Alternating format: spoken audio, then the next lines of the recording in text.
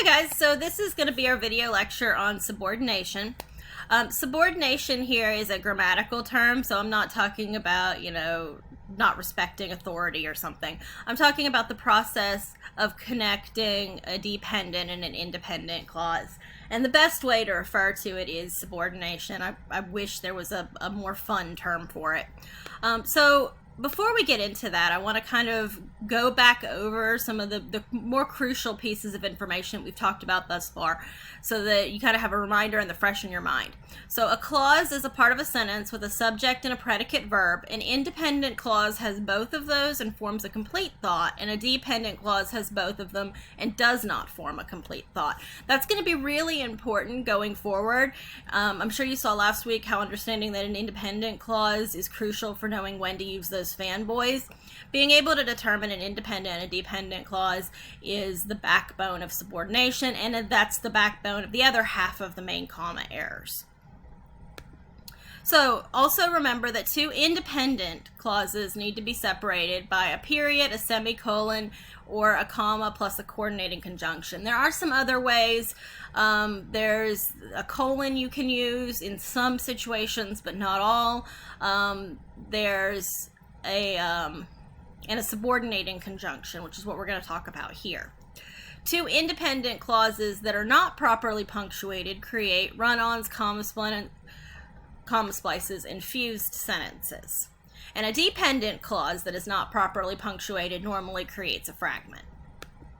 So we've mostly focused on working with two independent clauses thus far. So now we're going to talk about sentences that have both independent and dependent clauses.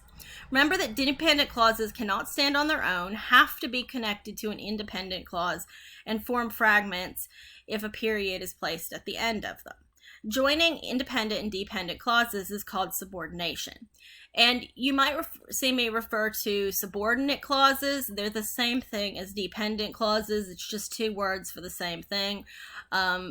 In this PowerPoint, I might use subordinate clause more because we are going to be talking more about subordinating conjunctions, which are the other main type of conjunctions. They're the other kind other than the fanboys. And so since we're talking about subordination, we're talking about subordinate clauses, it makes more sense to call them subordinate clauses here, but they are the same thing as dependent clauses. So subordinate or dependent clauses are dependent upon the independent clause that they're attached to, and they provide more information about that independent clause. There are two main types, adverbial and adjectival. I know those terms are kind of high grammar, and there's a complicated explanation for why they're called those. We're going to kind of use other nicknames for them throughout to make them easier for you to remember.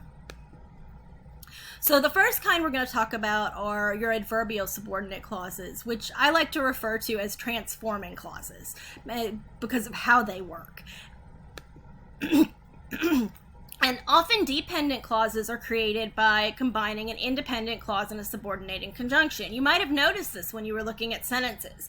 Because they went to the store. Well, isn't they went to the store an independent clause? Yep, it is. But the addition of the word because makes it dependent.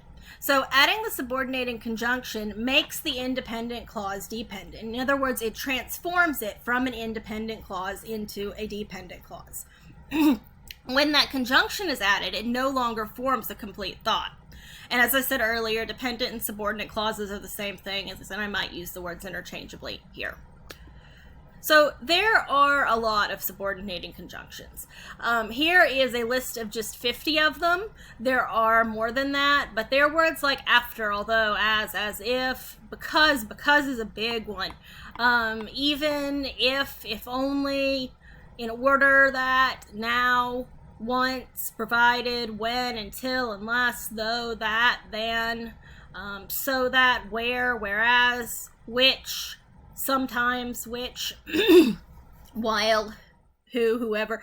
Some of them also function as other parts of speech, or not other parts of speech, but they have other grammatical functions. So which, we'll talk more about which later. Which is a different type of function. I would not really classify it as a subordinating conjunction. Who is another one that It really depends. But most of these are good subordinating conjunctions, and if you know them, then you'll know that they're kind of you don't need a comma with them. But that's not the easiest way to approach this because there are so many of them, it's really hard to memorize them. Instead, memorize the 7 coordinating conjunctions, the fanboys, because there's only 7 of them, and we have a way to remember them. We have a mnemonic, which is fanboys. And then remember that a joining word that connects 2 independent clauses and is not one of the fanboys or one of the words we'll talk about in a few slides. And I think they're such as, which, who are the 3 we're going to talk about.